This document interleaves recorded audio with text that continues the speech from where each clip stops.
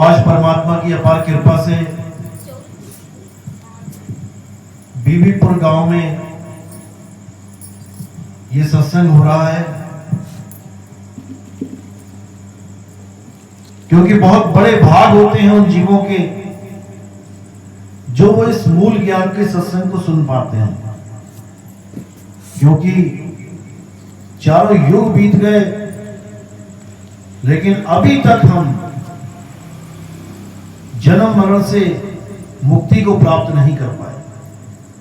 बहुत पूजा पाठ किए, बहुत यज्ञ किए, बहुत व्रत किए, सतयुग में किए, त्रेता में किए, द्वापर में किए, कलयुग में भी किए, लेकिन आज भी हम यहीं बैठे हुए हैं।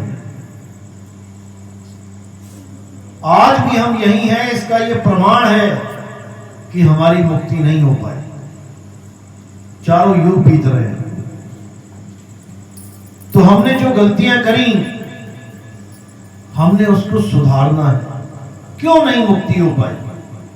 भगवान की कमी में, भगवान की दया में कोई कमी नहीं थी, और ना ही आपकी कोई भक्ति में कमी थी, बल्कि आप और ज्यादा बड़े भगत थे सतयुग त्रेता द्वापर में।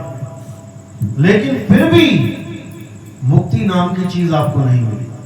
आज भी यहीं बैठे हो, और अगर यही गलती दोबारा कर दी जो पहले करते आए हो, तो फिर यहीं बैठे मिलोगे। अब गलती है क्या, इसको समझना है। तो साहिब कहते हैं जो सबसे बड़ी गलती है वो ये है कि हमने परमात्मा को जाना ही नहीं कि परमात्मा है क्या। हम यूं ही किसी ना किसी को परमात्मा मान के बैठ गए।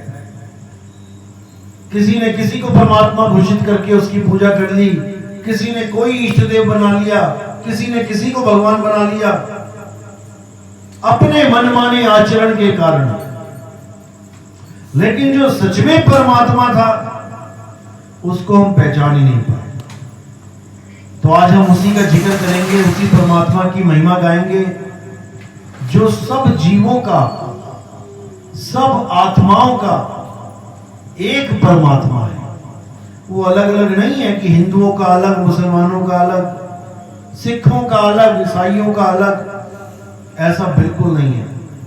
जैसे हवा एक है, अब कोई कहे नहीं हिंदुओं की अलग है, मुसलमानों की अलग है, ईसाई कुछ और ही ले रहा है, हवा नहीं ले रहा है, तो एक झूठ है। कोई कहे आसमान अलग अलग है, हिंदुओं का अलग है, ये तो राम ने बनाया है, मुसलमानों का अलग है, ये तो अल्लाह ने बनाया है, ईसाइयों का अलग है, ये तो गॉड ने बनाया है, और सिखों का अलग है, ये वाहिगुरु ने बनाया है।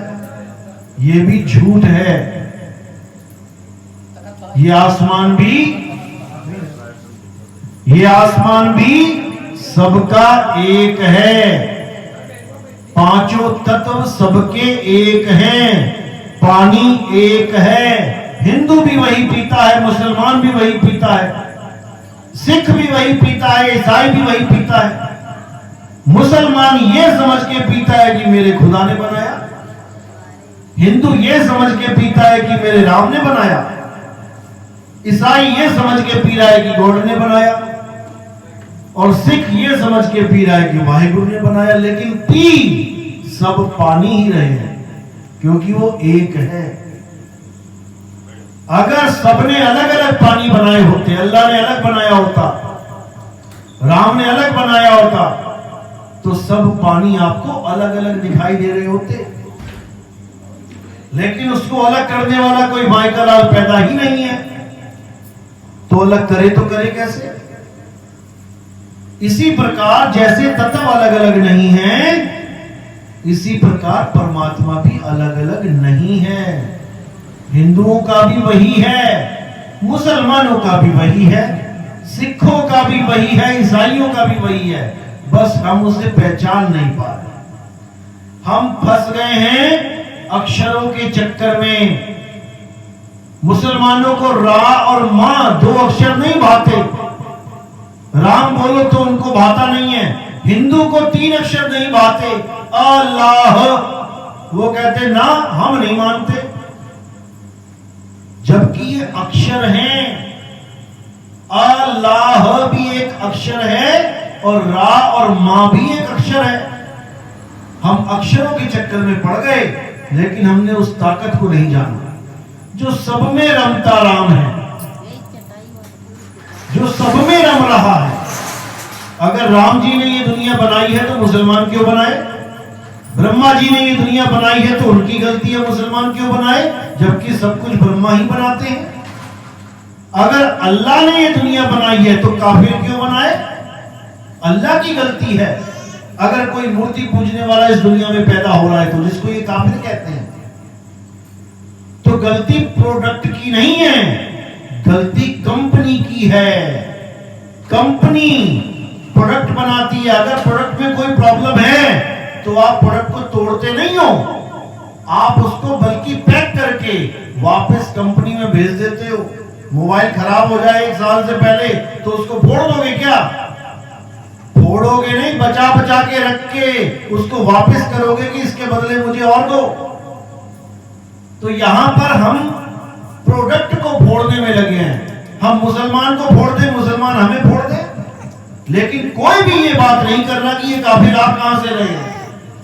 कोई ये नहीं सोच रहा मुसलमानों को पैदा कौन कर रहा है। जब ब्रह्मा जी सारी सृष्टि को पैदा कर रहे हैं तो ब्रह्मा जी केवल हिंदुओं को पैदा करें, क्यों मुसलमानों को पैदा कर रहे हैं? लेकिन समझ में नहीं आ रहा। असल में वो एक ही ताकत है, चाहे उसे अल्लाह कह लो, चाहे वाहिगुरु कह लो, चाहे कुछ भी कह लो। और वो जैसे पैदा करती आ रही है सबको, सब ऐसे ही पैदा होते रहेंगे, कोई रोक टोक नहीं है। इसीलिए बार बार कबीर साहब समझाते हैं कि भाई रे 2 जगदीश कहां से आया, कहो कौन बोराया। ये 2 भगवान कहां से आ गए? हिंदुओं का अलग, मुसलमानों का अलग। अरे भाई वो एक ही है, लेकिन हम नहीं समझ पा रहे हैं। क्यों नहीं समझ पा रहे? क्योंकि हमें समझाने वाले खुद नहीं समझ पा रहे कि वो एक है। जो धर्म को चला रहे हैं वो खुद नहीं समझ पा रहे हैं कि परमात्मा अल्लाह वाहिगुरु एक है, 2 हो ही नहीं सकते। बस इसी को समझना है। तो साहिब कबीर साहब ने कोई कमी नहीं छोड़ी समझाने में, एक एक बात को समझाया, हिंदू मुसलमानों का झगड़ा मिटाया, लेकिन हम नहीं समझ पाए, फिर उसी चक्रों में उलझ गए। तो आज इसी पे विचार करना है कि अगर वो एक ताकत है तो हमें मिलेगी कैसे? हम अल्लाह को, हम राम को, हम वाहिगुरु को, हम गॉड को कैसे प्राप्त करें, इस पे कोई विचार नहीं कर रहा। हम ये साबित करने में लगे हैं कि अल्लाह बड़ा है, राम छोटा है, राम बड़ा है, अल्लाह छोटा है। इससे किसी को कुछ मिलने वाला नहीं है। ना मेरे कहने से राम बड़ा हो जाएगा और ना किसी के कहने से अल्लाह छोटा हो जाएगा। वो तो एक ऐसी ताकत है जो अखिल ब्रह्मांड को चला रही है। अगर अल्लाह और राम दोनों हैं तो भाई दोनों आपस में लड़के फैसला कर लो कि कौन भगवान है। हमें क्यों लड़वा रखा है भरी में? हम क्यों लड़ते फिरे? अगर आप दोनों में कोई प्रॉब्लम है तो खुद ही सॉल्व कर दो, सबको पता लग जाएगा अल्लाह बड़ा कि राम बड़ा। लेकिन ऐसा होने वाला नहीं है। क्यों नहीं है? क्योंकि वो है ही एक। लड़े किससे? एक बाप के 4 बेटे, सब अलग अलग देशों की तरफ चले गए पढ़ने। एक चला गया इंग्लैंड, एक चला गया अरब में, एक भारत में रह गया, एक कहीं और चला गया। अब वहां पे उन्हें सिखा दिया गया कि पापा को, पिताजी को पापा कहते हैं, एक ने सिखा दिया डैडी कहते हैं, एक ने सिखा दिया अब्बू कहते हैं। अब जब वापस आए तो लगे लड़ने, पिताजी को तो भूल गए, अब लगे लड़ने, मेरा अबू बड़ा है, वो कहता नहीं पापा बड़ा है, वो कहता नहीं डैडी बड़ा है। किसी में उलझ गए, समझ ही नहीं पाए कि हम सब एक पिता के बच्चे हैं। इसीलिए बार बार कबीर साहब ने यही समझाया कि हम एक हैं भाई, लेकिन हमें जिन लोगों ने समझाया उन लोगों ने अनेक कर दिया। हमें कोई ऐसा मिला ही नहीं जो सबको एक कर दे। तो इसीलिए साहिब ने बोला कि राम कबीरा एक हैं, कृष्ण करीमा एक हैं, कहन सुनन में दो, और दो करके वो जानते जिन्हें सतगुरु मिला ना हो। गुरु ग्रंथ साहब ने भी यही बोला, कोई बोले राम राम, कोई खुदाए, कोई सेवे गुसैया, कोई अलाए। कोई कह रहा है राम राम, कोई कह रहा है खुदाए, दोनों ही उस एक परमात्मा को अलग अलग नाम से याद कर रहे हैं। अब झगड़ा किस बात का है? केवल नाम का।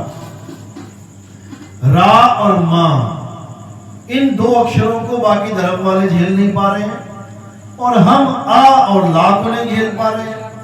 वाहिगुरु वाले किसी और को नहीं झेल पा रहे हैं। सब अपने अपने अक्षरों को महान बनाने में लगे, जबकि वो सारे अक्षर उस एक के ही हैं। जैसे पानी का नाम जल, वाटर, नीर, तोय, अक्षर भले अलग अलग हैं, लेकिन जब आप उन चीजों को देखोगे जिसके ये नाम है तो वो एक ही है। अब एक परमात्मा है तो वो है कहां? एड्रेस क्या है उसका? जैसे आपके घर में कोई फोटो लगी है दादाजी की, अब कोई आके पूछे कि ये किसकी फोटो है, आप कहोगे दादाजी की। अब वो पूछेगा कहां रहते हैं ये, आप कहोगे जी ये तो लखीमपुर में रहते हैं, तो समझ में आता है कि जिसकी फोटो लगी है आपको उसका एड्रेस पता है। अब किसी के चाचा की फोटो लगी है, भैया ये कौन है? ये मेरे चाचा जी हैं। ये कहां रहते हैं? ये लखनऊ में रहते हैं। समझ में आता है। जिसकी फोटो लगी है उसकी पूरी जानकारी आपके पास है।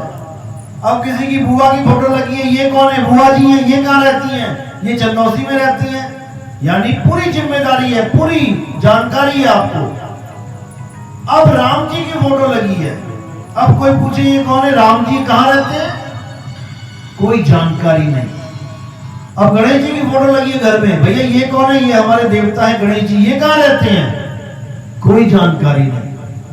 भोले शंकर की फोटो लगी है, भैया ये कहां रहते हैं? कोई जानकारी नहीं। क्यों जानकारी नहीं है? क्योंकि हमें कोई बताने वाला मिला नहीं।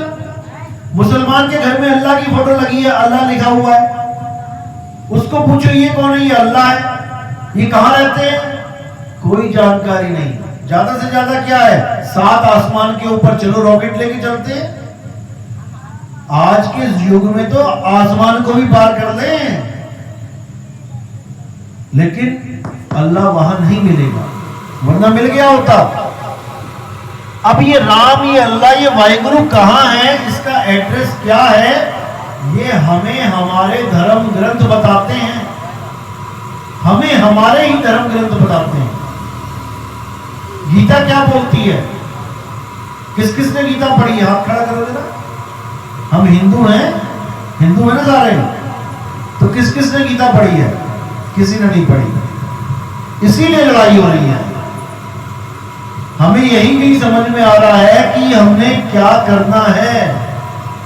सबसे पहले हमने अपने धार्मिक ग्रंथ पढ़ने हैं, क्योंकि अगर हम अपने आप को धार्मिक बंदा समझते हैं तो पहले धर्म ग्रंथ तो पढ़ लो, तभी तो समझोगे। कोई डॉक्टर बनना चाहता है तो क्या क्या करना पड़ेगा? क्या पढ़ेगा वो? डॉक्टरी की किताबें। कोई इंजीनियर बनना चाहता है तो क्या पढ़ेगा? इंजीनियरिंग की किताबें। कोई फार्मासिस्ट बनना चाहता है तो क्या पढ़ेगा? फार्मेसी की क्लास में किताबें। तो हम धार्मिक तो बनना चाहते हैं, लेकिन हम बिना किसी जानकारी के धार्मिक बनना चाहते हैं। इससे बात नहीं बनेगी। गीता में क्या लिखा है? गीता में कहीं भी एक जगह भी ये नहीं लिखा कि हे अर्जुन मेरे शरीर की पूजा करो। एक भी जगह 18 के 18 अध्याय एक भी जगह नहीं लिखा है कि तुम किसी देवता की पूजा करो, किसी शरीर की पूजा करो। वहां पर तो मना किया गया है। 7वां अध्याय पढ़ो, उसमें साफ लिखा है कि हे अर्जुन, जो भूतों की पूजा करता है वो भूतों प्रेतों में जन्म लेता है, जो पितरों की पूजा करता है वो पितरों में जन्म लेता है, और जो देवताओं की पूजा करता है वो देवलोक में जन्म लेता है। ये तीनों ही मुझे प्राप्त नहीं कर सकते। बिल्कुल साफ मना है, लेकिन हमें समझ में ही नहीं आ रहा आखिर क्यों मना किया गया। कृष्ण जी ने देवताओं की पूजा करने को क्यों मना किया, जबकि हिंदू धर्म वाले सोचते हैं कि ये हमारा आधार है। हमारे धर्म का आधार क्या है कि देवी देवताओं की पूजा करो। अगर देवी देवता आपसे छोड़ गए तो आप हिंदू ही नहीं रहोगे, आप हिंदू धर्म में ही नहीं रहोगे। अगर देवी देवताओं की पूजा छोड़ दी, आपको ये भ्रम में डाल दिया गया है। गीता में बोला गया है जो कम अकल के लोग होते हैं, अल्प बुद्धि होते हैं, वो देवताओं की पूजा करते हैं, लेकिन ये आपको कोई पढ़ाने समझाने वाला नहीं मिलेगा। क्यों नहीं मिलेगा? क्योंकि उनको पता ही नहीं है कि अगर हम देवी देवताओं की पूजा छोड़ दे तो हम करें क्या। जिस दिन उन्हें ये पता लग गया कि क्या करना है, सबसे पहले वही छोड़ेंगे। लेकिन गीता को पढ़ते नहीं, गीता को समझते नहीं, पढ़ते भी हैं तो कोई समझाने वाला नहीं मिलता तो कुछ और ही समझ जाते हैं उल्टा पुल्टा। गीता में बिल्कुल मना किया गया है। अब देवी देवताओं को, पितरों को, भूत प्रेतों को अगर हम पूजना छोड़ दें तो हम किसको पूजें? कौन है भाई जिसकी पूजा करनी है? तो क्या बोला गया गीता में कि हे अर्जुन, इस पूरे संसार में पूजनीय केवल एक है। अब वो कौन है? वो है आत्मदेव। आत्मदेव क्यों बोला आत्मदेव की पूजा करने के लिए? क्योंकि हे अर्जुन, आत्मा को तो ना कोई शस्त्र काट सकता है, ना आत्मा को कोई अग्नि जला सकती है, ना आत्मा को वायु सुखा सकती है, ना आत्मा को जल भिगो सकता है। ये सुना है ना आप लोगों ने? नैनम छिन्नन्ति शस्त्राणि नैनम दहति पावका। ये श्लोक सुना है? सबने अपने जीवन में इतना तो सुना है कि आत्मा को कोई काट नहीं सकता, मार नहीं सकता। तो इसकी महिमा गीता में गाई गई है कि केवल आत्मदेव ही पूजनीय है, क्योंकि उसे कोई काट नहीं सकता, मार नहीं सकता। लेकिन हम किसकी पूजा कर रहे हैं? शरीर की, जिसको कोई काट सकता है? हाँ या ना? काट सकता है। अग्नि जला सकती है शरीर को, जला भी सकती है। वायु सुखा सकती है, वो भी सुखा सकती है। जल भिगो सकता है, वो भी भिगो सकता है। तो ये तो कहीं गीता में लिखा ही नहीं है कि जिसको अग्नि जला दे, शस्त्र काट दे, वायु सुखा दे, जल भिगो दे, उसकी पूजा करो। अरे उसी की तो पूजा मना करी है। शरीरों की पूजा इसलिए मना करी है क्योंकि भूत प्रेतों का शरीर भी नाशवान है, पितरों का शरीर भी नाशवान है, और देवी देवताओं का शरीर भी नाशवान है। कोई भी शरीर है वो नाशवान ही है। राम जी ने अपने शरीर का नाश कैसे किया था? जब इस दुनिया को छोड़ के गए तो अपने शरीर का क्या किया था उन्होंने? पता है? हाथ खड़ा करो जिसको ये पता है कि राम जी ने शरीर का क्या किया था। नहीं पता किसी को? सरयू नदी में जल समाधि ली थी, शरीर को पानी में डुबो दिया था, जो पानी ने शरीर को गला दिया। कृष्ण जी ने शरीर को कैसे छोड़ा था? किसको पता? हाथ खड़ा करो। किसी को नहीं पता। कृष्ण जी के शरीर में एक तीर लगा था, जहर का तीर। किसने मारा था? क्यों मारा था? नहीं पता। बाली ने मारा था। क्यों? बाली ने क्यों मारा? क्योंकि बाली को राम जी ने मारा था। पिछले जन्म में राम जी ने बाली को तीर मारा, निहत्थे को। इधर बाली एक बहेलिया बन के आ गया, हिरण को मारने वाला होता बहेलिया, उसने कृष्ण जी के पैर में तीर मार दिया, अदला बदला हो गया। तो ऐसे ही हर जगह कर्मों का फल भुगतना पड़ता है। किसको? शरीर को। शरीर ही मरता है बार बार, आत्मा किसी की नहीं मरती। इसलिए जो मर जाए उसकी पूजा नहीं करनी है, और जो सदा सदा अमर है उसको पूजना है। गीता अध्याय 2 पढ़ो, बिल्कुल साफ लिखा है, हे अर्जुन, आत्मा ना तो किसी को मारता है, ना ही आत्मा किसी के द्वारा मारा जाता है। मरने वाला और मारने वाला कौन है? शरीर ही शरीर का नाश करता है। जब दो आदमी आपस में गोली चला रहे होते हैं, एक दूसरे को मार रहे होते हैं, तो शरीर ही बंदूक चला रहा होता है और शरीर ही गोली खा के गिर जाता है। आत्मा ना तो बंदूक चलाती है, ना ही आत्मा को गोली लगती है। तो आत्मा तो कभी मरती ही नहीं। मरता कौन है? शरीर मरता है। जैसे ये दो पंखे चल रहे हैं, अब इन दोनों पंखों का ये जो सेफ्टी कवर है इसको हटा दें और दोनों पंखों के परों को आपस में भिड़ा दें, तो एक दूसरे के पंख ये तोड़ देगा, लेकिन करंट को कोई फर्क पड़ेगा? करंट को कोई फर्क पड़ने वाला नहीं। जो भी फर्क पड़ेगा बॉडी को, पंखे को पड़ेगा। इसीलिए पूजनीय कौन है? करंट पूजनीय है। और ये जो नाशवान शरीर है पंखे का, इसकी पूजा व्यर्थ है। यही गीता का मूल है, यही गीता का सार है, इसी की महिमा गाई गई है। साफ बोला है, हे अर्जुन, तेरा, मेरा और जितने राजा महाराजा सामने खड़े हैं, इनका ना तो कभी जन्म हुआ है, ना ही कभी इनकी मृत्यु होगी। ऐसा कोई समय नहीं था जब ये नहीं थे, तू और मैं भी, और ऐसा कोई समय नहीं आएगा जब तू, मैं और ये आदमी, ये राजा महाराजा नहीं होंगे। तो जो सारे ही शुरू से लेके अंत तक हैं, तो इसमें बड़ा छोटा कौन है? जब अंत से लेके शुरू तक, शुरू से लेके अंत तक सबके सब जीवित रहेंगे, सब अविनाशी हैं, तो बड़ा छोटा कौन है? बड़ा छोटा हमने केवल शरीर के आधार पे और ज्ञान के आधार पे बना लिया। जो ताकतवर शरीर कमजोर शरीर को मार दे, उसके ताकतवर शरीर की पूजा करने लग गए हम लोग। जबकि ताकतवर शरीर ने कमजोर शरीर को मारा, ना कि आत्मा को मार दिया। रावण शरीर नहीं आत्मा है, राम जी शरीर नहीं आत्मा है, हम और आप शरीर नहीं आत्मा हैं।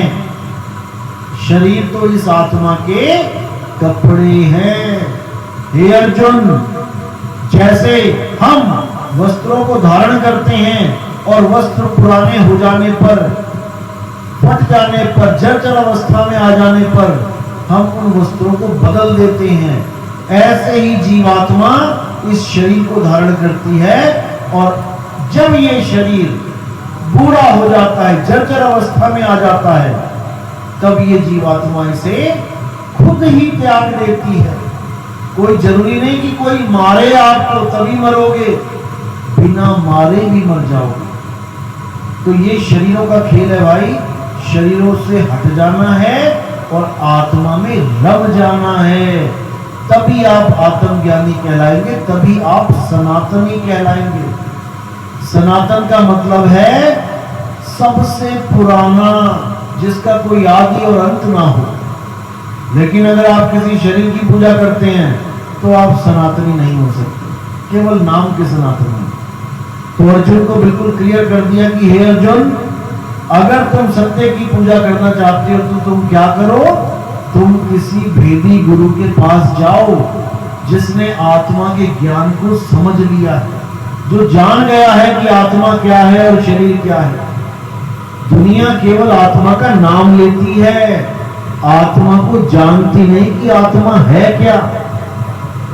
जैसे जिस आदमी ने कभी करंट को हाथ ही नहीं लगाया, उसको पता ही नहीं है करंट झटका कैसे मारता है। वो कितनी भी बातें करता रहे कि करंट से पंखा चल रहा है, करंट से पंखा चल रहा है, लेकिन वो कभी सपने में भी नहीं सोच सकता कि करंट को हाथ लगाने पर झटका कैसा लगता होगा। इसी प्रकार कोई कितना ही आत्मा आत्मा करता रहे, जब तक उसने आत्मा को छुआ नहीं है, जब तक उसने आत्मा का बोध नहीं किया, तब तक वो आत्मा की ABCD भी नहीं जान सकता। बहुत से धर्म हैं, बहुत से ग्रंथ हैं, बहुत से पंथ हैं जो पूरा दिन आत्मा आत्मा आत्मा करते हैं, लेकिन आत्मा को समझ नहीं पाए, केवल नाम रख दिया आत्मा। लेकिन उनसे पूछो आत्मा होती कैसी है, तो कोई जानकारी नहीं। इसीलिए कबीर साहब को कहना पड़ा, कबीर आत्म ज्ञान का बड़ा नगर में शोर, और पूछो कैसी आत्मा, देते दातनी पोर। वो आत्मा ऐसी चीज है जो सब घटों में विराजमान है। जितने भी इस दुनिया में जीव जंतु हैं, वो आत्मा सब में रम रहा है, लेकिन कोई उसे जानता नहीं। असल में अल्लाह वाहिगुरु गॉड का जो रहने का स्थान है, वो हमारी आत्मा है। भगवान कोई मंदिर में नहीं रहता जो तुमने बना दिए। भगवान रहता है आत्मा में, क्योंकि जहां भगवान रहता है उस जगह को कोई बना और बिगाड़ नहीं सकता, तोड़ नहीं सकता।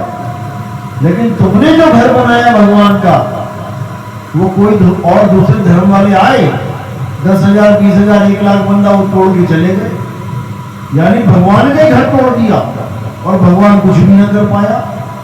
सोमनाथ का मंदिर कितनी बार लूटा गया, कितनी बार? 17 बार, 17 बार लूटा गया।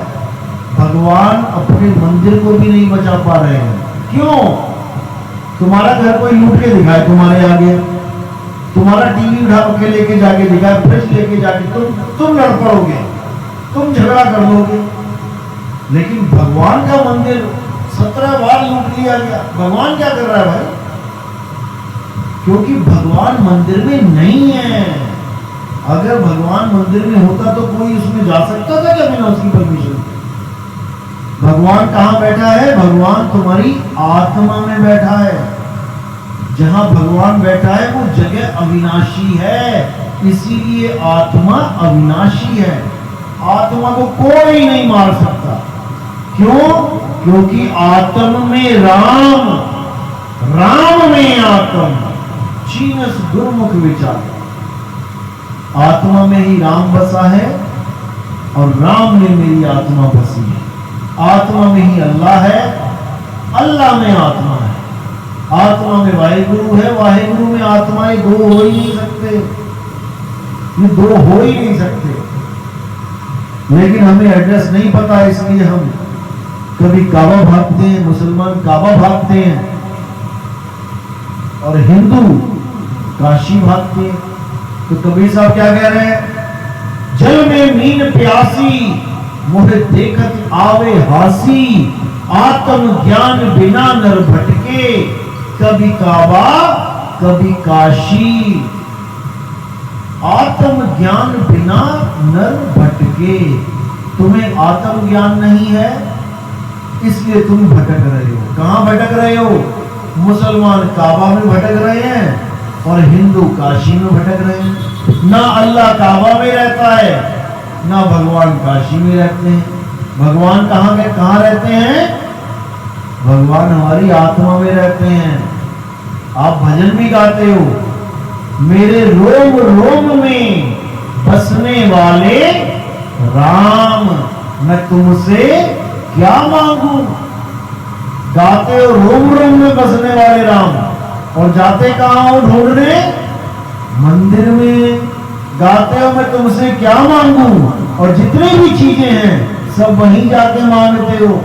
नौकरी लग जाए, बीवी मिल जाए, धंधा चल पड़े, खेत बढ़िया हो जाए, फसल बढ़िया हो जाए, कोई चीज छोड़ते ही नहीं हो मांगने में।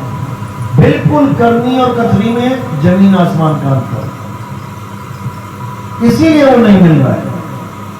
तो साहिब क्या कह रहे हैं? साहिब बिल्कुल क्लियर कर रहे हैं एक बात। वो क्या कहते हैं? ज्यों तिल माही तेल है, ज्यों चकमक में आग, तेरा साईं तुझ में है, जाग सके तो जाग। कस्तूरी कुंडल बसे, मृग ढूंढे बनमाही, ऐसे रमता राम है, ये दुनिया जाने। यानी ज्यों तिल माही तेल है, जब तिलों की फसल उगाते हैं तो तेल जब निकालते हैं तो तेल तिल में से निकलता है या कहीं और से निकलेगा? तिल में ही तेल है। सरसों के दानों में ही सरसों का तेल है। अब दाने को छोड़ के तुम ढूंढने चले जाओ सरसों का तेल रास्तों में, गलियों में, पहाड़ों में, जंगलों में, नदियों में, नालों में, मिल जाएगा क्या? तुमने तिल का तेल ढूंढना है, तिलों में ढूंढो। सरसों का तेल ढूंढना है, सरसों में ढूंढो। ज्यों तिल माही तेल है, ज्यों चकमक में आग। आज तो 2 मिनट में आग लगाते हो कैसे? माचिस जला दी, लाइटर जला दिया। जब माचिस और लाइटर नहीं थे, जब हम तो आदि मानव थे, लिखना नहीं आता था, बोलना नहीं आता था, कपड़े नहीं थे, नंगे घूमते थे, तब आग कैसे लगाते थे? 2 पत्थरों को टकरा के। आज पत्थर हट गए, माचिस आ गई। अभी भी लगे माचिस टकराने में। पहले पत्थर टकराते रहे, अब माचिस टकरा रही है। तो कह रहे हैं ज्यों चकमक में आग। अब पत्थर तुम साइड में फेंक दो और आग ढूंढने चले जाओ मंदिर मस्जिद में, नहीं मिलेगी। पत्थर में ही आग है। बस तुम्हें कोई ऐसा गुरु मिल जाए जो उसकी विधि बता दे कैसे मिलेगी। तो कहते हैं ज्यों तिल माही तेल है, ज्यों चकमक में आग, तेरा साईं तुझ में है, जाग सके तो जाग। तेरा परमात्मा कहां है? तुझ में है। मुझ में है यानी मेरे शरीर में है? नहीं, क्योंकि मैं शरीर हूं ही नहीं। शरीर तो कपड़े हैं, कपड़े मैंने धारण किए हैं। मैं कपड़े थोड़ी नहीं हूं। जब मैं कपड़े नहीं हूं तो मेरा परमात्मा भी कपड़े में नहीं है। मेरा परमात्मा है मुझ में। तो मैं हूं क्या? मैं शरीर नहीं हूं तो मैं क्या हूं? मैं एक आत्मा हूं। इसी आत्मा में परमात्मा का वास है। मैं अपने आप को शरीर मान रहा हूं, इसीलिए मेरा मालिक मुझे नहीं मिलता। शरीर तो कपड़े हैं। और कहां मिलते हैं हमें ये कपड़े? जैसे ये लाल पीले गुलाबी कपड़े पहने कहां मिलते हैं? ये लोहार की दुकान पे या सुनार की दुकान पे या डेयरी फार्म में मिलते हैं? कहां मिलते हैं? गारमेंट्स की दुकान पे। सब जाते हो, देखते हो कौन सा पहनना है, लाल पीला हरा गुलाबी कौन सा लेना है, लेके आ जाते हो। अब ये कपड़े कहां मिले तुम्हें? आदमी और औरत वाले कपड़े, शरीर कहीं गली में पड़े हुए थे क्या धारण कर लिए जाके? ये कपड़े कहां मिलते हैं? मां के गर्भ में। अल्ट्रासाउंड करा के देखते हैं ना लड़का पैदा हो रहा है कि लड़की। असल में कपड़े चेक करे जाते हैं अल्ट्रासाउंड में। लड़के का कपड़ा पहन के ये जीव आ रहा है या लड़की का कपड़ा पहन के आ रहा है? लड़के का कपड़ा पहन के आ रहा है तो लड्डू बांट दो, और लड़की का कपड़ा पहन लिया इसने तो इसको गर्भ में ही मार दो। अब ये दोनों कपड़े पहन के कौन आ रहा है? जीवात्मा। जीवात्मा ना लड़का है ना लड़की है। जीवात्मा एक ही है, एक जैसी है। बस उसको कपड़े अलग मिल जाते हैं, इसलिए वो अपने आप को लड़का समझने लग गया, लड़कियां अपने आप को लड़की समझने लग गई। जैसे किसी आदमी को सर्कस में काम मिल गया, एक को शेर के कपड़े पहना दिए, एक को भालू के कपड़े पहना दिए, एक को मगरमच्छ के कपड़े पहना दिए। अब डांस कर रहे हैं तीनों वहां पे हंसाने के लिए जनता को। अब कपड़े अलग अलग हैं, मगरमच्छ का, शेर का, हाथी का, भालू का, लेकिन जो अंदर आदमी है वो चारों में एक जैसा है। उसके 2 हाथ है, 2 पैर है, आंख है, नाक है, वो चारों में एक सा है। लेकिन जो कपड़े पहने हैं उसमें एक की सूंड है, एक की पूंछ है, एक के सींग है, अलग अलग दिख रहा है। तो ऐसे ही आदमी और औरत, केवल कपड़े अलग हैं लेकिन दोनों में जीव एक है। और जब यह जीव शरीर को छोड़ के जाता है तो हम खुद बोलते हैं कि पापा हमें छोड़ के चले गए, भैया हमें छोड़ के चले गए, माता मुझे छोड़ के चली गई। अरे माता चली गई तो ये लेटा कौन है नीचे जमीन पे? इसी को तो माता माता कह रहे थे आज तक। माता बाजार गई, माता बाजार से सब्जी लेके आई। किसको देख के बोल रहे थे माता? शरीर को। शरीर तुम्हारी मां बनी हुई थी, और जब मां ने शरीर छोड़ दिया तब खुद ही कह रहे हो मां मुझे छोड़ के चली गई। तो मां कौन है? क्या मां से कभी मिले? कभी नहीं मिले। क्या मां को कभी देखा? कभी नहीं देखा। केवल मां के कपड़ों को देखा, शरीर को देखा, और जो मां थी उसके बारे में ABC नहीं पता किसी। इसी प्रकार बेटे ने कभी बाप को नहीं देखा, बाप ने बेटे को नहीं देखा। बेटा बाप के शरीर को देखता रहा सारी उम्र, और बेटा बाप बेटे के शरीर को देखता रहा। माँ बेटी के शरीर को देखती रही, बेटी माँ के शरीर को देखती रही, और एक दूसरे का स्वरूप ना जानने के कारण वो सारी उम्र एक ही घर में रहते हुए कभी जान ही नहीं पाए कि मेरी माँ का असली स्वरूप क्या था, मेरी बेटी का असली स्वरूप क्या था। वो नकली कपड़ों को ही बेटी, माँ, भाई, बहन बोलते रहे। बस यही अज्ञान है। इसी अज्ञान को खत्म करने के लिए कृष्ण जी ने गीता का ज्ञान दिया था, लेकिन हमने ज्ञान को तो धारण किया नहीं, हम उनकी पूजा करने लगे। यानी आज नितिन दास यहाँ पे आया है तो ज्ञान तो किसी ने समझा नहीं, फोटो खींच के आरतियां घुमाने लग गए। भाई यहाँ आरतियां करवाने नहीं आए हैं, यहाँ पर ज्ञान समझाने आए हैं।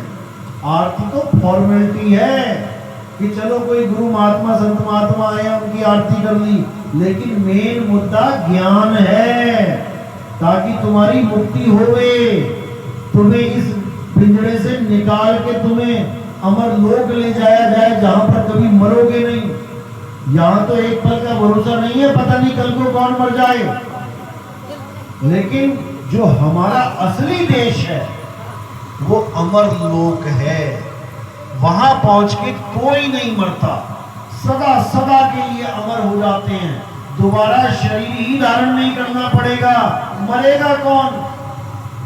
वहां पर केवल एक ही स्वरूप होता है, वो आत्म स्वरूप होता है। वहां देह स्वरूप का कोई काम ही नहीं होता। इसलिए कबीर साहब ने कहा, हम ना मरिब संसारा, हमको मिला जियावन हारा। मुझे अब जीवन देने वाला गुरु मिल गया, जिसने मुझे मेरी आत्मा का बोध करा दिया। अब मैंने शरीर को छोड़ अपनी आत्मा में रम जाना है। अध्याय 3 17वां श्लोक पढ़ो गीता में। हे अर्जुन, बहुत प्रकार के यज्ञ, जप, तप, व्रत, नित्य नेम, ये सब भरे पड़े हैं वेदों में, पुराणों में। लेकिन जो आदमी अपनी आत्मा में संतुष्ट हो जाता है, जो अपनी आत्मा में रम जाता है, जो अपनी आत्मा पे निर्भर हो जाता है, उसके लिए कोई भी धार्मिक कर्म कर्तव्य लागू ही नहीं होता। उसको किसी मंदिर में जाने की जरूरत नहीं, कोई गुरुद्वारा नहीं, कोई मस्जिद नहीं, उसे कोई पूजा नहीं, अर्चना नहीं, ज्योत नहीं, कोई व्रत नहीं, तीर्थ नहीं, मूर्त नहीं, उसके लिए कोई कर्तव्य लागू नहीं होता। और जो अपनी आत्मा को सिद्ध कर लेता है, यानी अपने स्वरूप को सिद्ध कर लेता है, हे अर्जुन, वो किसी अन्य जीव पर निर्भर भी नहीं रह जाता। अब उसे किसी की गुलामी करने की जरूरत नहीं है, वो आत्म स्वरूप सिद्ध है। उसी को गीता में सबसे महान बताया गया है, जो ऐसा भगत है जो अपनी आत्मा को जान ले, क्योंकि हे अर्जुन, मुझे सब लोग नहीं जान पाते कि मैं क्या हूं। सब मुझे एक आदमी करके जान पाते हैं कि कृष्ण जी एक आदमी हैं, लेकिन मैं आदमी और औरत नहीं हूं, क्योंकि आदमी और औरत शरीर हैं, कपड़े हैं। मैं एक आत्मा हूं, अजन्मा, नित्य, शाश्वत। जो अपनी आत्मा को जान लेता है हे अर्जुन, वही मुझे समझ सकता है कि मैं क्या हूं। जो अपनी आत्मा को नहीं जान पाया, वो किसी भी आत्मा को नहीं जान पाता। दुनिया में लाखों पंखे चला दो, किससे चल रहे हैं? एक करंट से। लाखों पंखों में बहने वाले करंट का ज्ञान तुम्हें एक पल में हो सकता है। कैसे? जो तुम्हारा वाला पंखा है, उस पंखे के करंट में हाथ लगा दो, तुम्हें सारी दुनिया के पंखों को कौन करंट चला रहा है उसका बोध हो जाएगा। एक पंखे के करंट को छूने पर तुम्हें समझ में आ जाएगा कि सारी दुनिया के पंखे इसी करंट से चल रहे हैं। यानी सब पंखों में जो करंट का स्वरूप है वो एक है। ऐसे ही अगर सबकी आत्माओं को जानना है कि कैसे ये सबके शरीर चल रहे हैं, तो केवल अपनी आत्मा को जान लो, तुम्हें समझ में आ जाएगा कि आत्मा मेरे शरीर को कैसे चला रही है। ये हाथ उठा तो कैसे उठा? जब आत्मा शरीर को छोड़ देती है तो क्यों नहीं उठ पाता, तो क्यों पड़ा रह जाता है। यानी इस शरीर को उठाने वाली ताकत कुछ है, लेकिन वो है क्या? जब तक वो नहीं जाना, जब तक तुम धार्मिक हो ही नहीं सकते, आध्यात्मिक हो ही नहीं सकते। तुम केवल और केवल एक भेड़ चाल में चलने वाली एक भेड़ के सिवा और कुछ नहीं हो। जैसे लाखों लोग चल रहे हैं, तुम भी चल पड़े, बिना ये जाने, बिना ये सोचे कि मैं कर क्या रहा हूं, बस करते ही जा रहे हैं। इसीलिए हमें जीवन में एक गुरु की आवश्यकता होती है। गुरु ही हमें सत्य मार्ग बताता है, सच्चा रास्ता बताता है और निडर होके बताता है। वो इस बात से नहीं डरता कि सामने वाला क्या बोलेगा जब मैं बोल रहा हूं। वो बिल्कुल सही रास्ता बताता है। जब आप कोई गलती करते हो तो गुरु डरता नहीं है आपसे कि अगर मैंने आपकी कोई कमी बता दी तो आप बिगड़ ना जाओ, सारे बच्चे एक ना हो जाएं। वो सीना ठोक के आपकी गलती बताता है और उसको सुधारने की कोशिश करता है, क्योंकि गुरु का काम ही शिष्यों की गलती को सुधारना है। और आध्यात्मिक गुरु का काम क्या है? जो भक्ति कर रहे हैं लेकिन गलत विधि से, उनकी विधि को सुधारना है। भक्ति सब कर रहे हैं, भगवान सबको प्यारा है, लेकिन गलत तरीके से भक्ति कर रहे हैं। सब दूध से घी बनाना चाहते हैं, सबको घी प्यारा है, लेकिन कोई दूध में आटा फेंक रहा है, कोई दूध में सीमेंट फेंक रहा है, कोई दूध में चूना फेंक रहा है और उसके बाद मथ रहे हैं। क्या मिलेगा? दूध में घी होता हुआ भी नहीं मिलेगा। क्यों? क्योंकि तुम्हारी विधि गलत है। सही विधि से भक्ति करो तभी मुक्ति मिलेगी, अन्यथा मिलने वाली नहीं है। तो सही विधि क्या है? गीता पढ़ो। गीता में जिन चीजों को मना किया गया है, पहले तो उन चीजों को अपने दिलो दिमाग से निकाल दो। अब गीता में क्या बोला गया है पकड़ने को? आत्मा। अब आत्मा को जानने के लिए गीता में ही क्या बोला गया?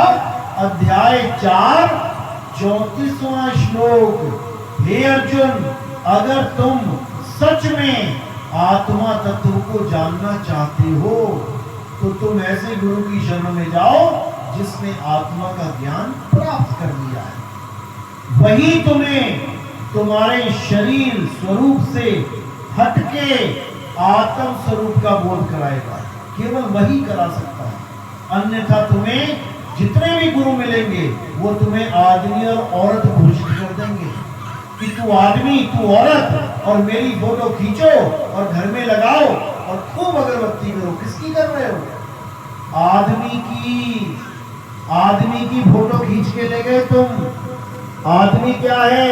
शरीर। शरीर क्या है? कपड़े। तुमसे कपड़ों की पूजा करवाई जा रही है गुरु चेले के नाम पे, जबकि गुरु वो होता है जो चेले को कपड़ा रहने भी ना दे, कपड़ों से अलग कर दे और बिल्कुल उसको आत्म तत्व में लीन कर दे। वही गुरु सतगुरु है। जो यही नहीं जान पा रहा है कि 1,84 भी कपड़े हैं और ये आदमी औरत का भी एक रूप कपड़ा है, वो कपड़ों की फोटो खिंचवा के पूजा करवा रहा है, वो कभी सतगुरु नहीं हो सकता। क्योंकि सतगुरु कौन होता है? जो आत्मा का ज्ञान दे। इसीलिए कबीर साहब ने कहा कि जो भी परमात्मा को ढूंढ रहे हैं, परमात्मा को ढूंढना बंद करो, पहले आत्मा को ढूंढो। परमात्मा को ढूंढने के लिए लोग जंगल में चले जाते हैं, नदी नाली में चले जाते हैं, पहाड़ों पे चले जाते हैं। ढूंढना किसको है? पहले आत्मा को, क्योंकि परमात्मा का वास आत्मा में है। तुम खुशबू को पाना चाहते हो लेकिन फूल को नहीं ढूंढ रहे, तुम खुशबू ढूंढने लगे हो जो तुम्हें मिलने वाली नहीं है। खुशबू कहाँ है? फूल के ऊपर खुशबू है। फूल को ढूंढो, खुशबू अपने आप मिलेगी। इसलिए कबीर साहब कहते हैं, जब लगना चीनोगे आत्म, तब लगना मिली है परमात्म। आत्म चीन है, परमात्म चीन है, संत कहावे सोए, और यह भेद काया से न्यारा, बूझे बिरला कोई। ये काया से न्यारा है। आत्मा और शरीर में जमीन आसमान का अंतर है, लेकिन हम नहीं समझ पाते। जैसे पंखे में और करंट में जमीन आसमान का अंतर है। पंखे की फोटो सब खींच सकते हैं, लेकिन करंट की फोटो कोई नहीं खींच सकता। अगर आत्मा की कोई फोटो खींच सकता होता तो जितने भी शरीर प्राण त्यागते हैं उसमें से आत्मा दिखनी चाहिए थी, लेकिन आत्मा का कोई रूप रंग नहीं होता। रूप न रेख न रंग, प्रभु तीन गुणाते भिन्न।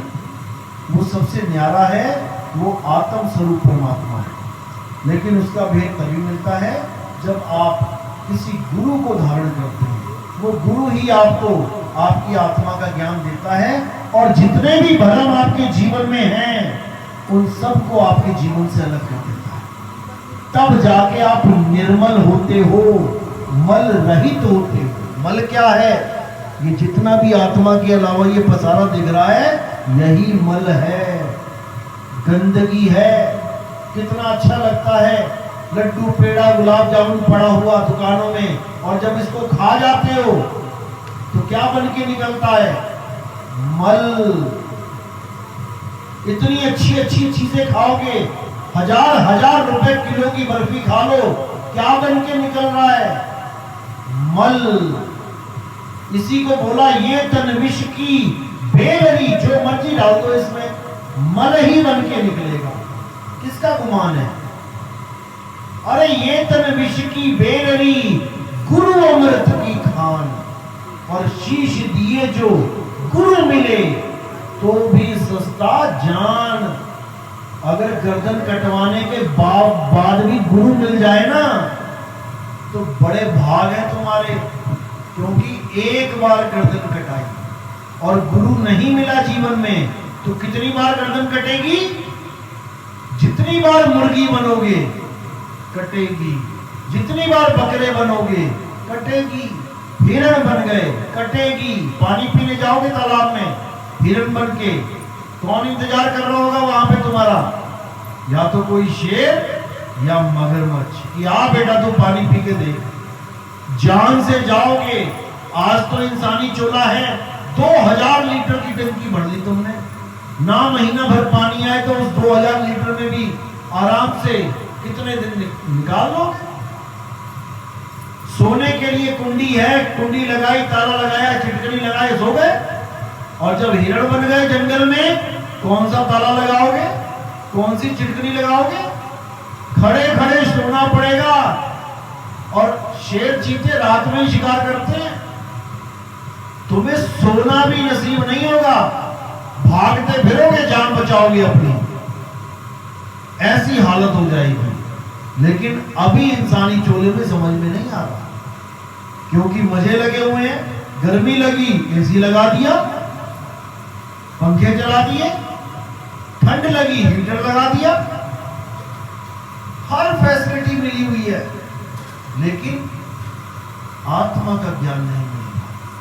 वो तब मिलेगा जब आप सत्संग को सुन के, विवेक को जगा के, सत्य असत्य का निर्णय करके, वो भी निष्पक्ष होके। कभी ये नहीं सोचना है कि मेरे गुरुजी तो ये बोलते थे, ये तो ये बोल रहा है, बात तो सही कर रहा है, लेकिन नहीं, मैं तो अपने गुरु का ही चेला रहूंगा। तो कहां जाओगे, कहां जाओगे? उसके लिए क्या बोला? अरे झूठा गुरु अजगर बना, 1,84 जाए और सारी संगत चींटी बनी, तोड़ तोड़ के खाए। अगर तुमने ज्ञान को सुनकर समझकर भी पक्षपात कर लिया, तो तुमने किसी और के साथ नहीं, अपनी आत्मा के साथ पक्षपात कर लिया। अब तुम्हें भुगतना पड़ेगा। क्यों? क्योंकि परमात्मा से तुम ये भी नहीं कह सकते कि मालिक मैं अनजान था, मैं पता नहीं लगा पाया, मुझे मैं बच्चा था। नहीं, परमात्मा घट घट की पट पट की जाने, वो एकदम बोल देगा कि तूने समझ लिया था कि तेरे गुरु के पास अधूरा ज्ञान है, लेकिन तू गुरु के मोह में पड़ गया, इसलिए तू गुरु पशु है। गुरु पशु क्या होता है? कबीर साहब कहते हैं, गुरु पशु वेद पशु नारी पुरुष विचार, और ते नर नरक को जाएंगे जब लग शशि दिन का। गुरु पशु कौन होता है? जिसने गुरु धारण कर लिया, अब क्या कहता है? अरे गुरु चाहे नरक में ले जाए, मैं तो तैयार हूं जाने के लिए। तो वो नरक में ही जाएगा, क्योंकि गुरु हमने नरक में जाने के लिए नहीं धारण किया, नरकों से बचने के लिए धारण किया है। तो कहते हैं गुरु पशु वेद पशु। वेद पशु कौन है? जो गुरु तो धारण नहीं करते, सोचते हैं किताबें पढ़ के मुक्ति मिल जाएगी, उनको वेद पशु बोला है। तो कह रहे हैं गुरु पशु वेद पशु नारी पुरुष विचार, जो अपने आप को नारी और पुरुष समझ के बैठे हैं। मैं तो आदमी हूं, मैं औरत हूं। कहते तुम कभी जीवन में मुक्ति नहीं पा सकते, क्योंकि तुम अपने आप को नारी पुरुष समझ रहे हो। इसका मतलब तुम अब शरीर के आसक्त हो गए हो, अब तुम बिना शरीर के नहीं रह सकते।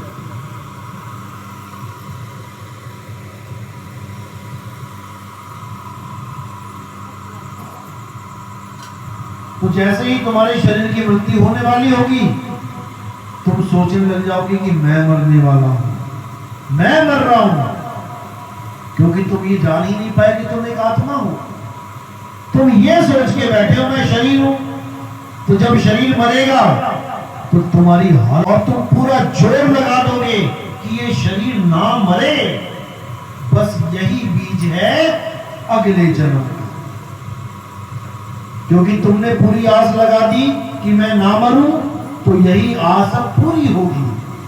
तुमने ऐसी आस लगा दी जो भगवान पूरी करेगा।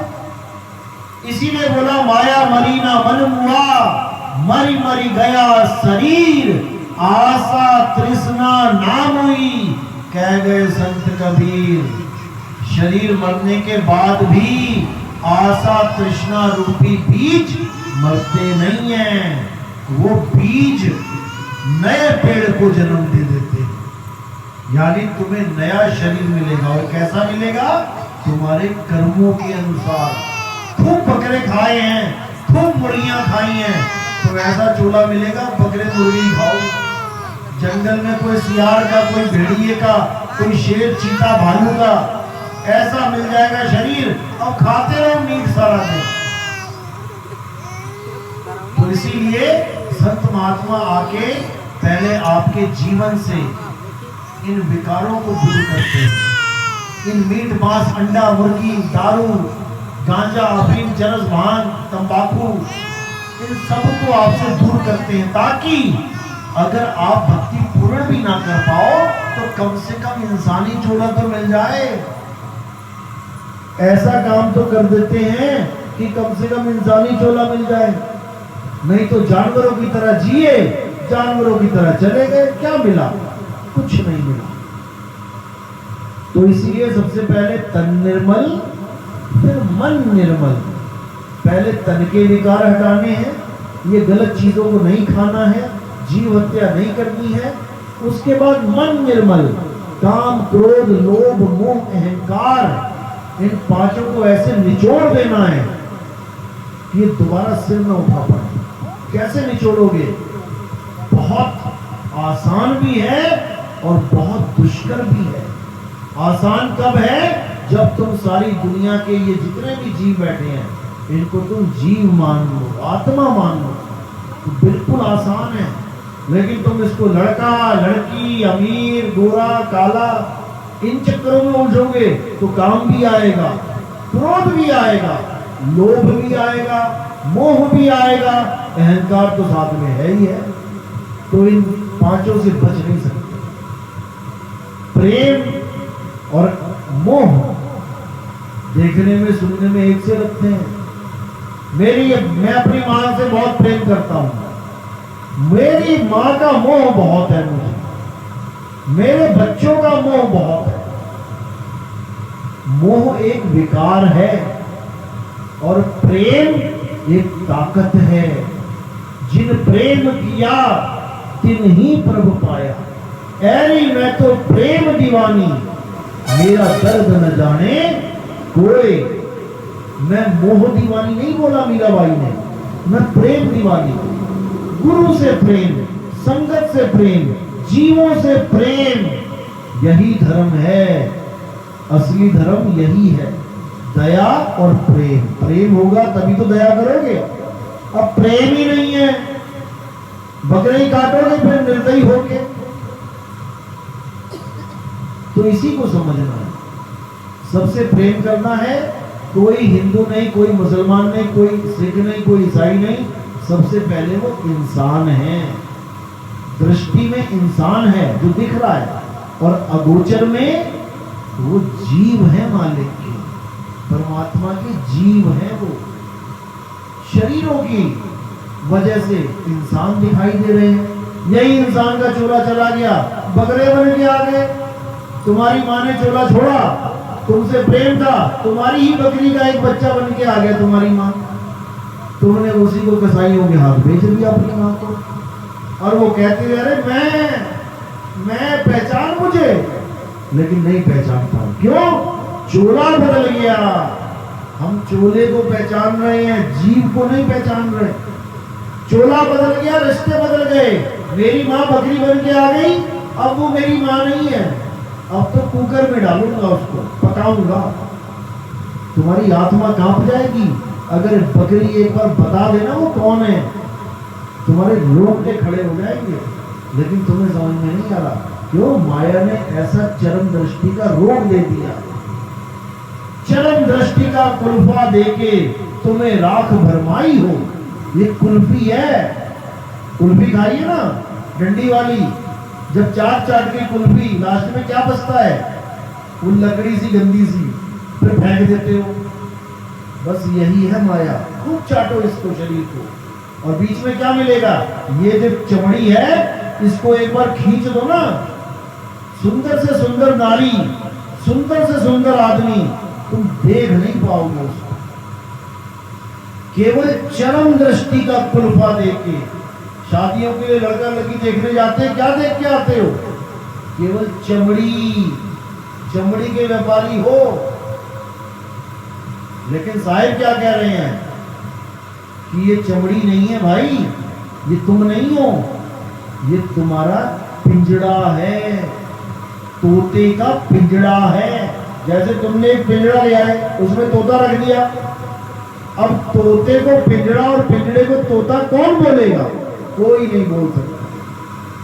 अब जितने भी शरीर हैं ये है पिंजड़ा, और पिंजड़े में जो बोलने वाला है वो है तोता। यानी तुम्हारे पिताजी, तुम्हारा भाई, तुम्हारी बहन कौन है, पिंजड़ा या तोता? तोता। और पिंजड़ा क्या है? उसका शरीर। अब तुम पिंजड़े को अपनी बहन मान लो यानी तोता मान लो, पिंजड़े को अपना भाई मान लो यानी पिंजड़े को तोता मान लो, तो तुम ज्ञानी तो कहीं से भी नहीं हो। इसलिए कबीर साहब ने कहा 10 द्वारे का पिंजड़ा। ये पिंजड़ा है जिसमें 10 दरवाजे हैं। कौन कौन से 10 दरवाजे हैं?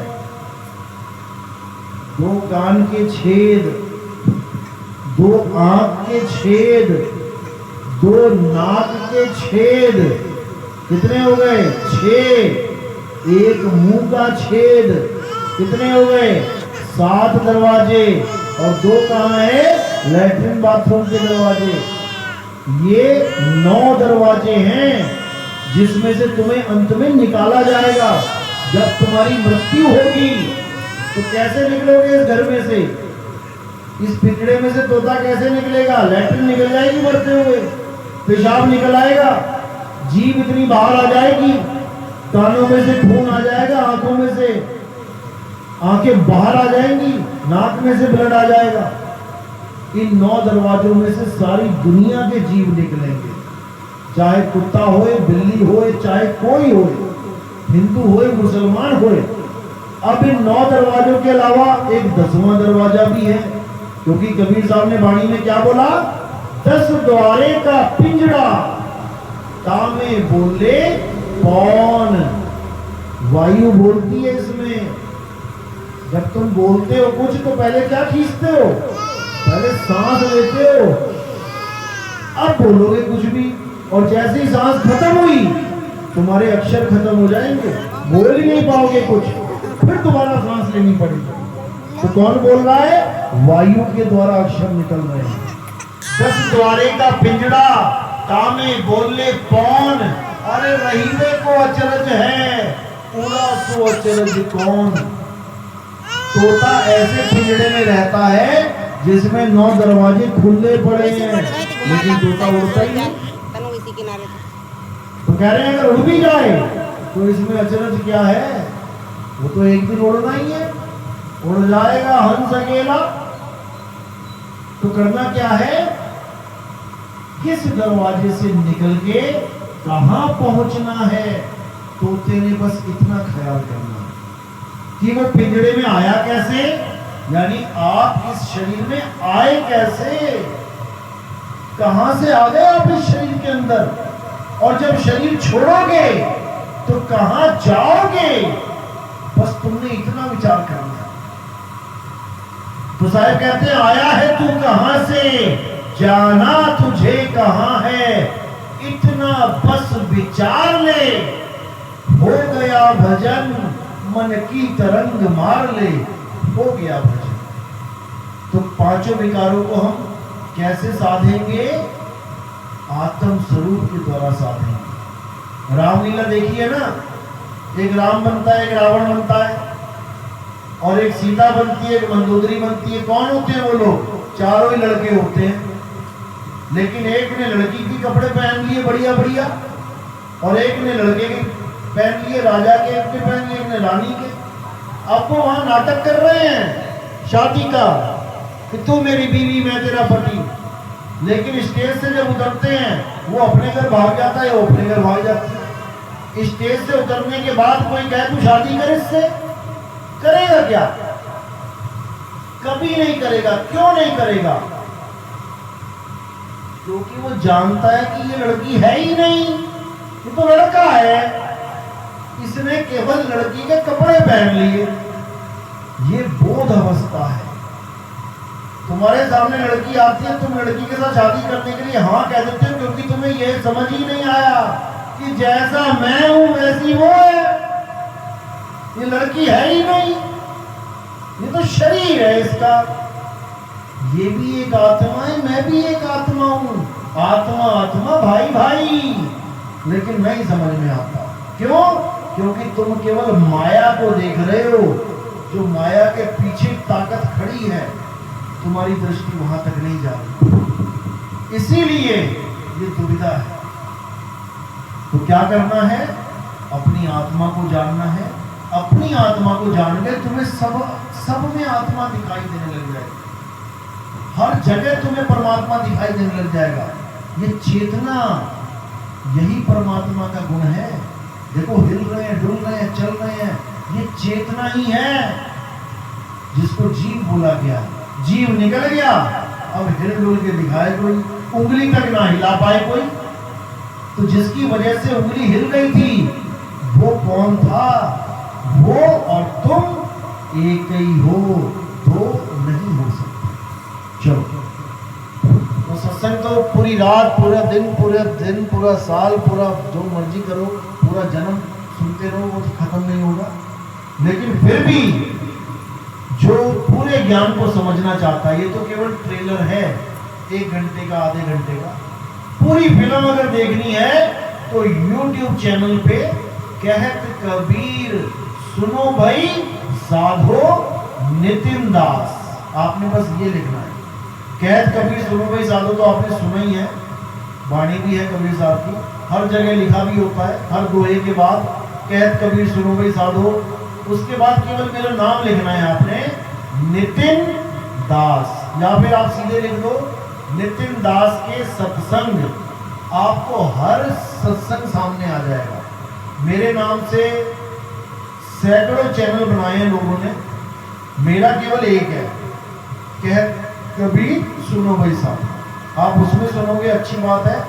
1 नंबर से स्टार्ट करना, धीरे धीरे धीरे आपको हर चीज समझ में आने लग जाएगी। और अगर वैसे भी वीडियोस डली हैं, अगर वो भी सुनते हो और थोड़े भी विवेकी हो, तो आपको हर चीज समझ में आने लगेगी। चलो, तो चैनल का नाम है कहत कबीर सुनो भाई साधु नितिन दास, और आपने 1 नंबर से सीरियल वाइज सुनना है। 1, 2, 3, 4, 5, मैंने सत्संग सीरियल वाइज नंबर डाल के डाले हुए हैं, ताकि सबको आसानी हो ढूंढने में भी और देखने में भी, समझने में भी। तो आज का सत्संग यही समाप्त करते हैं। एक परमात्मा के नाम पे जयकारा लगाएंगे, और जिन्होंने सत्संग किया है, करवाया है, बहुत मालिक की खुशियां मिलेंगी इन्हें। क्योंकि अगर ये ज्ञान किसी के कान में भी पड़ जाता है, तो बिल्कुल वैसा समझो जैसे खेत में बीज पड़ गया। अब वो बीज दिख भले नहीं रहा आपको, लेकिन खेत में बीज पड़ गया, तो इसका मतलब है कि जब मौसम आएगा, ऋतु आएगी, वो बीज पेड़ बनेगा, इसमें कोई शक नहीं। चाहे बीज सीधा पड़े, चाहे पड़े उल्टा, वो एक दिन पैदा जरूर होगा।